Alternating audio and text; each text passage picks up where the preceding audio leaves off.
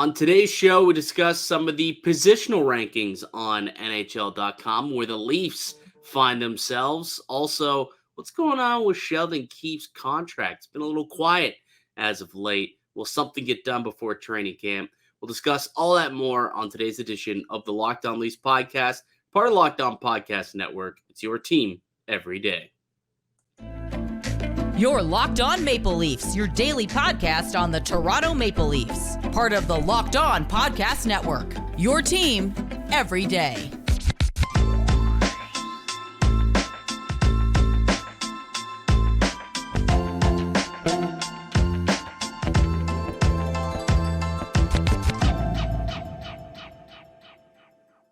Hello and welcome into the Locked On Leafs podcast, a daily Maple Leaf-centric podcast hosted by myself, Mike DiStefano, and my co-host, Dave Morassutti. It is Friday, so we'll do a Fan Friday a little bit later on today's show. We caught up with Curtis Kent, a good Ontario kid who's living in enemy territory out in Ottawa. So that'll be a fun conversation that we had that we'll play for you guys a little bit later to finish off the show.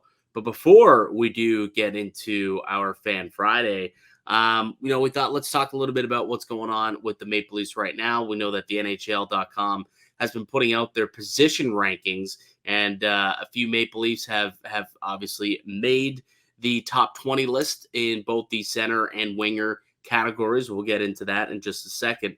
But something else that kind of popped into my mind, and we were having a conversation with Curtis earlier, which again we'll play for you guys in about 10 minutes or so. And at some point he mentioned Sheldon Keefe and whether or not he sticks around if the Leafs get off to a tough start to the season, kind of like we've seen the last couple of years. And it got me thinking, like, yeah, we still don't have a contract extension for Sheldon Keefe. Like, it seemed like such a foregone conclusion that he was being retained and kept by Brad Treliving. Therefore, an extension was going to be coming rather soon. And here we are. We're like a month away from camp and still no extension from Sheldon. What's going on? Yeah, I mean, we didn't think that the Leafs would want to go into the season with Keefe and on the last year of his deal, having to always wonder when that's going to get done. Like, I know we're not close to training camp, but we're not far away either. So, like, I'm trying to figure out, like, is Brad just trying to let guys enjoy their vacations or something? Like, I understand, like, you don't want to feel rushed when you're making decisions, but at the same time, like, you don't want to have like a bunch of things that have to get done before camp goes and like so many question marks. Like the Keefe one, it just seemed like, okay, maybe they're trying to figure out what's the right amount of term that they want to give. I don't think they want to go too long. If Brad has any inclination that this is not the way the Leafs want to go down the road future with Sheldon Keefe, although Treliving gave him all the assurances that he likes what he's done. So if you like what he's done and you like the job, like everything that Keefe has done, I would have thought that a contract extension would have been done at that point. Yeah. Right. It's not like you're working hard to get Nylander or Matthews signed because those contracts aren't done yet. And we've heard nothing of that. The only thing we've heard about is Byron Jones getting signed to a deal, right? And things like that. Like I'm really curious of like what time frame do they feel is appropriate, because a lot of teams feel like they want to get their business done and not have to worry about it. Yeah. I know I've said this about Nylander and Matthews, but like, I guess I'll say the exact same thing when it comes to Sheldon Keefe. I would assume that it does get done before camp. Because if you show up to camp without a deal, like that might be something that maybe the deal is done and it's been done for a bit, but they're just not announcing anything until, they get back to training camp, so they don't have to bring the media in to discuss it and then have to get him, on a Zoom call. He can enjoy his summer, but you come back. Hey, welcome to day one of camp. By the way, 2-year extension signed for Sheldon Keefe. Like, potentially that could be the case. Like, that's what happened a couple of years ago. Remember, he signed. It was like right before they dropped the Leafs doc, or the Leafs doc on Amazon Prime that they did there. Yeah, and they extended him just before that came out, and I mean, I wouldn't be surprised if that was planned that way. And they do something kind of similar, like the week before, or you show up on day one. By the way, we're announcing an extension of Sheldon Keefe. I thought it'd be done earlier, but at this point, I guess maybe that's when we're thinking we could get something. Hammered away for the Maple Leafs. But I think the expectation is still that he's going to get an extension, right? Like I'd still be shocked if he does end up rolling into camp on the cloud of a 1-year deal. That being said, you do look at the signings and the coaches that were brought in to help him this offseason. And there's some, pretty good coaches like Guy Boucher. And you kind of look at him now as the coach in waiting. And now that they've brought in Guy Boucher, does that impact getting a deal done with Sheldon at all? Like I remember I was on vacation when that signing happened, so I didn't really get to talk about it at all. But I wonder if that did impact things. Where now, you're looking, if you're Brad Treliving, you're thinking to yourself, maybe I'm not as motivated to get Keefe signed as quickly as maybe I was, because I might have a successor if things don't go well, and why pay the guy if there's a slim possibility that we can move on from him a month into the season. I also wonder too if Sheldon Keefe wanted to prioritize getting everything done with his coaching staff, because I think he did mention that, like, they want to make sure that was all done. There's other things that were kind of on the front burner, and he kind of made it seem like the contract was on the back burner. But okay, coaching staff's finalized. I know now people are making those connections with Boucher, even with Van Ryn. Someone's been an assistant coach for a while in the league.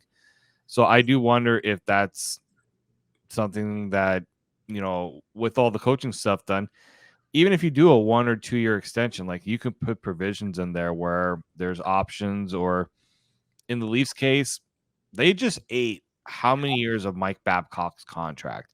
Yeah. You don't think there should be any concern about how long or how much money they're going to give Sheldon Keefe, because they were clearly willing to do it with Mike Babcock when they ate all that money in term for his contract. So that, like, I do think that there's a little bit, like, to say, like, oh no, not sure how long he want to do it for and how much money.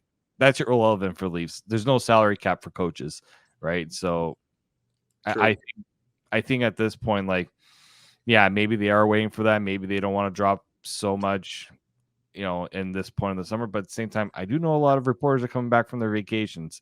There's not an infinite number of vacation days nowadays. So I do think, at some point, they're searching for news. They're scraping, clawing for news. Then maybe they're going to try to push the envelope a little bit with some reports that are going to come out.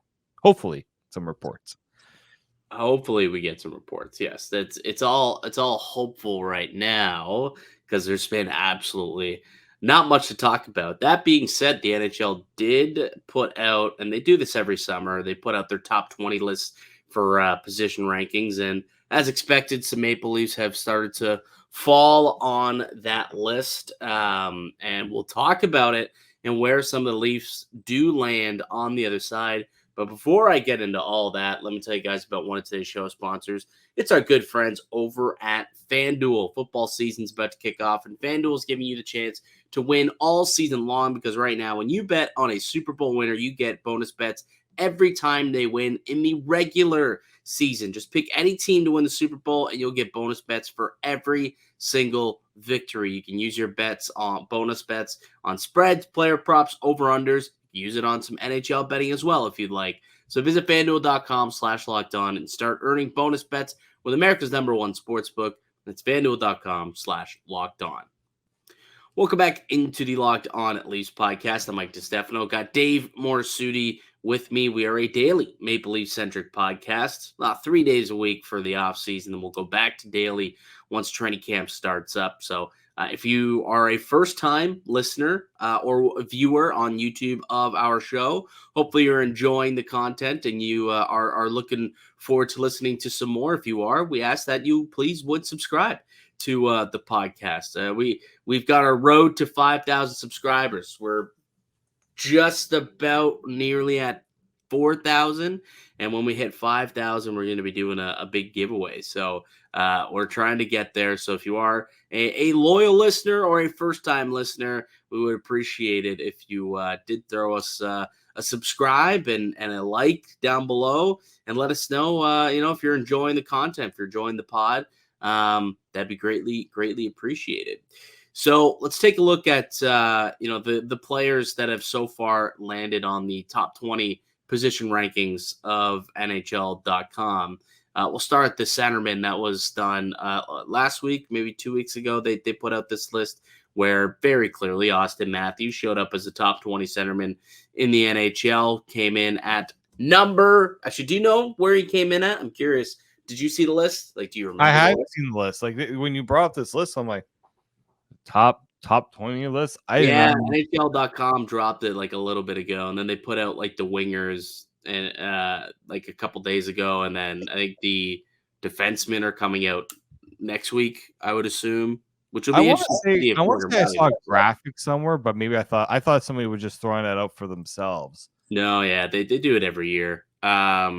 It's a way for NHL Network to do content. I think NHL Network does it instead of the NHL.com, or maybe they do it together. But okay, so this will be fun. You can guess where these people have been placed. Then Austin Matthews, where do you think he ranked in terms of the top centers in the NHL? I want to say third. Close. Fourth. He was put fourth best center in the NHL. I would imagine that the player. Well, who do you think would have been fourth then for you? So you had McDavid, obviously. Yeah. And then who would have been second for you? I had McKinnon.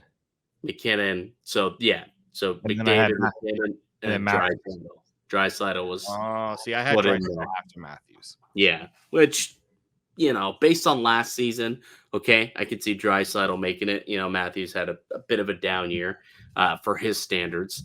So I could see that being the case. But yeah, Austin Matthews came in as the number 4C, which last year, I believe he was the number 2 centerman after the season that he had in behind Connor McDavid. So dropping a little bit in these rankings. I would imagine that this year he'll be, motivated to move himself up for multiple reasons, mainly probably because it's a contract year and he'll want to make a boatload of cash this, next season. So that I could see happening. The wingers came out as well, and these ones were a little interesting. I can't say I was surprised to see Nylander pop up, and he was included in the top 20, as was obviously Mitch Marner. I'm curious to see where you think they both landed on this list. Well, I don't know if I could see Marner as a top 5, just because I think there's guys who put up more points and goals than Marner. I'm gonna say I'm gonna say maybe 7th for Marner. So Marner came in at 6th. Okay.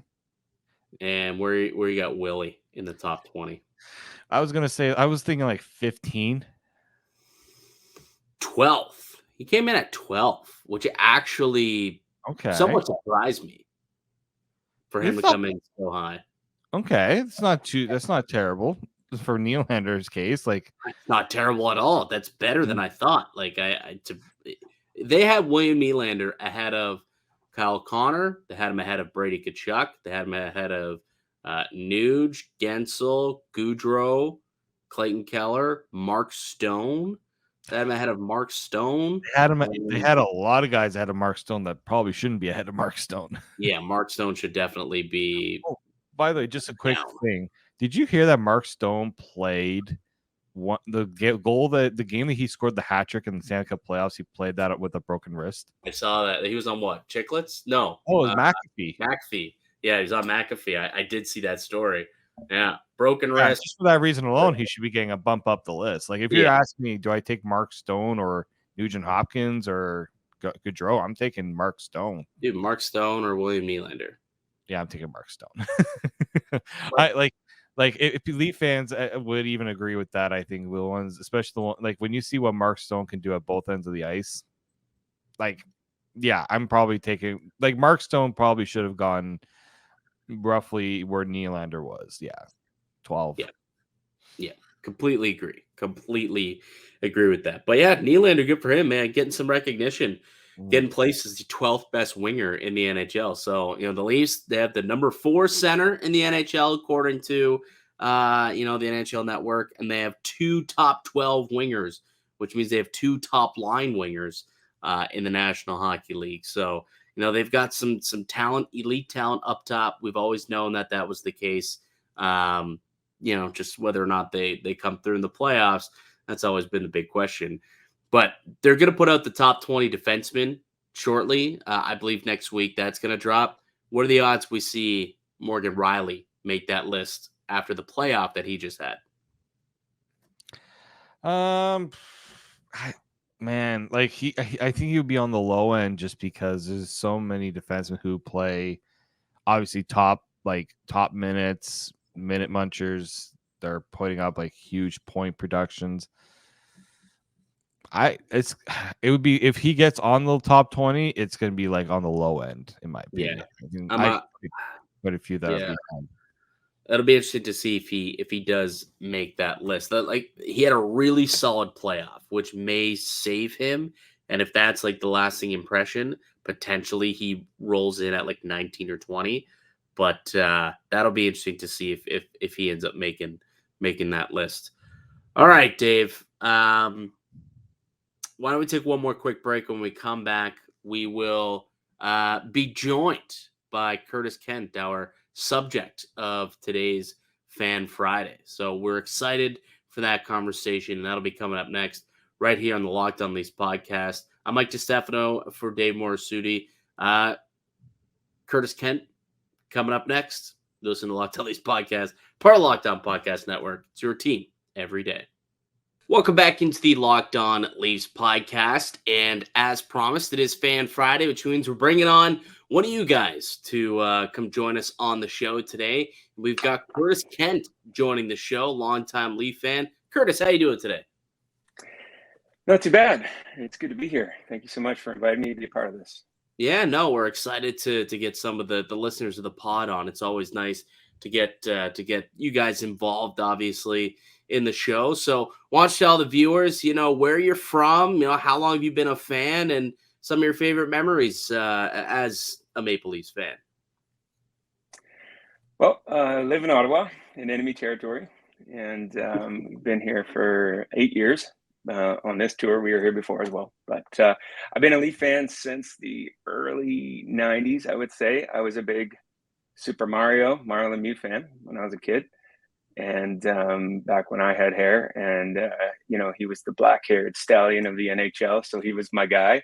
And so then they won a couple cups, and this switch went off inside of me, and it wasn't fair anymore. My 12, 13-year-old self, it wasn't fair to cheer for the team that was always winning. It doesn't make any sense, I know. But then I was watching Leafs games because I grew up in Southwestern Ontario, and Wendell Clark is the guy. He got in a fight, destroyed somebody with a body check, changed his skate. Weird thing I remember, came back out in overtime and scored a game-winning goal, and I was like, that's my guy. And obviously then with Dougie Gilmour and everything that ensued in the early 90s, it was a super exciting time to be a Leafs fan. So that's been it ever since. And so it's been a number of years and, a whole journey. But Dougie would be my guy. Got the rookie card still. Mike, you'd be happy to know. I did a little dabble in the card collecting as well. So, but so it's been since the early 90s. So a long journey, long suffering. I got my, people giving me a Kleenex box with Toronto Maple Leaf logo on it just so I can, cry my tears away. And well, I was so going to ask you. It's been a journey. Yeah, you said you're living in enemy territory out in Ottawa. I mean, how difficult do you find that? Because I know that one of our friends here, we Locked On Sens, I guess is a rival of the Locked On Leafs pod, but we're friendly with the guys who do it there. Pilsy and Ross do a good job, and but we are always throwing jabs at each other. I could say that. So, like, how For do sure. you deal with living in Ottawa, being a Leaf fan? I mean, I guess technically the Leafs, especially the last better part of the 8 years that you've been there, have been the far superior team outside of the 1 year that Ottawa went to the cup, to the conference final. But like, Yeah, do that was you hard. yeah, you like take all the ribbing and whatnot? Like, what's it like living in enemy territory, being a Leaf fan? It's different. It definitely, you gotta have a thicker skin to get through it. But if you're a Leaf fan, you got that anyways, I think. But certainly the last 8 years is easier than the first time that we lived here. So we lived here for about 4 years, and then we moved to Dundas, Hamilton area for about almost 4.5, 5 years, and then we moved back. This time is easier than the first time.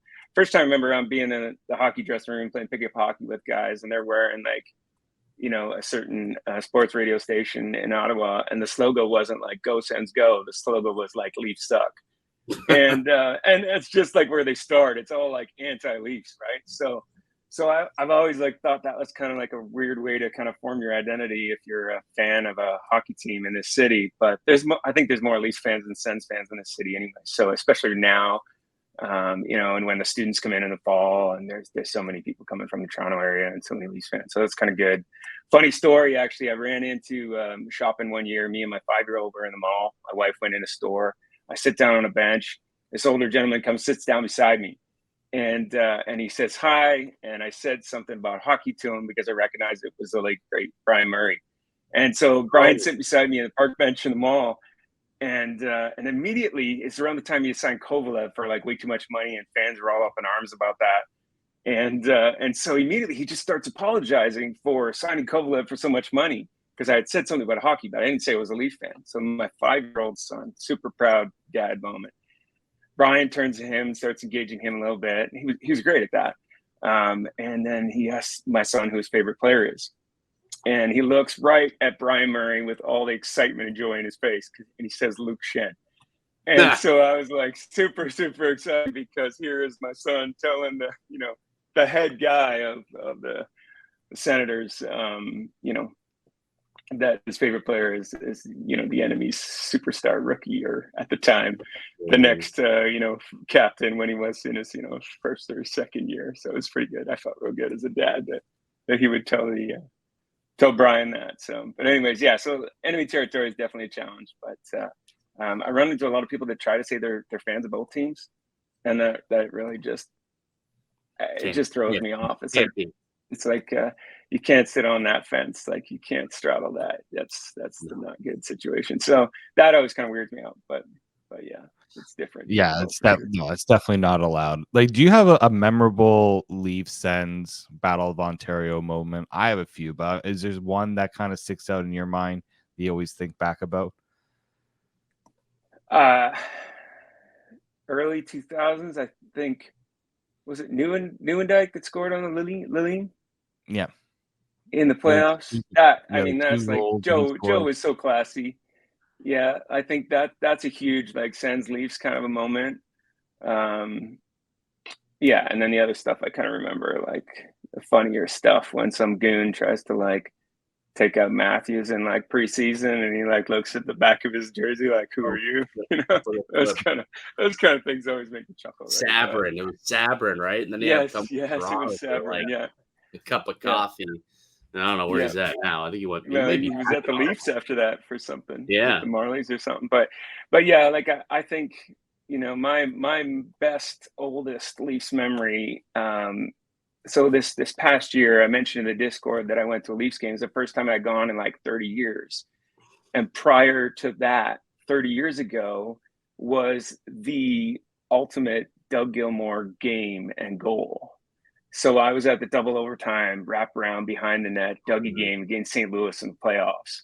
And I went with my brother, and we both said like there's no way we could spend $1 million on tickets and never get a better experience than that, right? So it was a hero, like I said. I got the card. I was into all of that, and so he was my guy.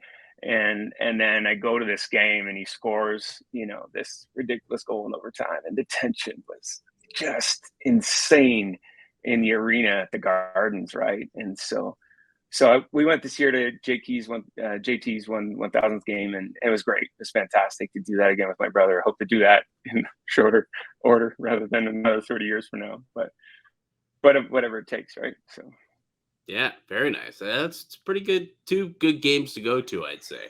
Those are two pretty solid ones to pick.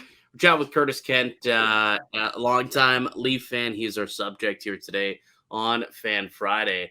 Well, let's kind of fast forward to where we're sitting at with the Maple Leafs currently, and the current state of the team. You did mention that Wendell was your guy, Wendell Clark, and there's no Wendell Clark on this team. I think we can comfortably say that very clearly. But they did add a little bit more jam, a little bit more P and V to the lineup this past summer when Brad Treliving came into the fold. What have you made of how he's kind of reshaped this team throughout this offseason? And, how do you think they're going to do next year with a little bit more size and jam to the lineup? I think the size and the jam is good for sure. My chair just made a noise. I hope it's not one of those radio edits. I'm so sorry. I think the size and jam is really good. I think that is definitely much needed. Obviously, a little concerned about the term there with Reeves in particular. I think he's going to bring a lot of personality to the team. A little concerned that he kind of thinks he's going to be the one that kind of holds everybody together before he really meets all the guys. To be honest, I think kind of coming in a little bit slow, a little bit under the radar, and then developing those roles is probably always the best. But that's just my perspective on it. But I think the toughness is great. I think the additions up front, Bertuzzi and Domi, should be fun too. I don't know exactly how tough they are, but maybe more in that instigator kind of Tucker kind of role, maybe. I think that'd be good. Overall, though, I definitely have a sense of it's not finished, or really hope it's not finished. Because I think there's a lot left to do. Even just, I think, comparing this time of year to a year ago, not to the post-trade deadline with all those acquisitions, because obviously that was a far superior team. But I think that there's work to be done on the defense. Everybody, kind of has common concerns, and then, unreserved hope for what Klingberg could kind of become potentially if he regains his form. But I think it's easy to get on that hype train, but really I think they need that rock solid sort of steady. And so I think they're not done, because I think, unfortunately, with the Nylander saga, I think in particular, I think there's just too much in the past to predict what's, the journey's going to be like with regards to trying to sign him moving forward. And certainly you never want to lose such a brilliant talent. Like, Willie's unbelievable. He gets us out of our seats as much as anybody on the team. Yeah. But I think that contract is just something that is going to be really hard to pull off. And maybe it's a sign and then a quick trade. I don't really know, but I'm kind of the long-term thinker, the long-term planner. So I kind of really wouldn't mind if we got a Muslim replacement plus pick prospect kind of maybe, and had something for the future. Because when we kind of look at where we're going to be and who we have to sign and all the unsigned players in the next couple of years and the unsureness, I don't want to be left with a kind of empty cupboard, right? So I kind of think a little bit long-term that way, even though we're in a win now. There's a tension with that for sure. But. Well, and the Nylander situation is an interesting one, because every time I'm hearing, well, especially lately on sports radio, just like how he has all the leverage and the Leafs are going to be in tough, and I'm just wondering how far would you be willing to go in terms of waiting for Nylander to get a deal, like a contract extension done? Like, he should be coming to camp because he's got a contract for this year. So yeah. The idea of him, missing camp or anything to send a message, well, that won't really work because he has a contract. But how long would you be willing to wait before a Nylander extension gets done that you're comfortable with? I would draw a weird line. I would draw a line like a bit into the season. So you have maybe 10 to 15 games, maybe Thanksgiving kind of around the time, as I'd sort of look at the team, how it is with Nylander, and specifically look at the D, because I think that's the real target when you look at moving Nylander, is getting some D help. So I think if you have a bit of time to kind of evaluate what's going on with the roster, how they're playing, how Keith's coaching. If something goes sideways in the beginning and they get rid of Keith and there's a new coach, and then that's a huge reset, right? But I think with Nylander, you can't keep him for too long. You got to let him, catch some fire when he's on one of those 5 or 7 game streaks where he's putting in, 8 or 9 points, and he's at the price tag he's at, and some other teams are struggling or whatever, and they're looking for a shakeup. That's, I think, when you're going to get the most value for Nylander. And, so like maybe American Thanksgiving, put that as a, that's often a line in the sand where teams kind of evaluate coaches and staff and where they're at. So I think that would be a good time. Unless we can sign him for 8.88, which I just don't think is going to happen. Right. Obviously that's the dream, mythological number, but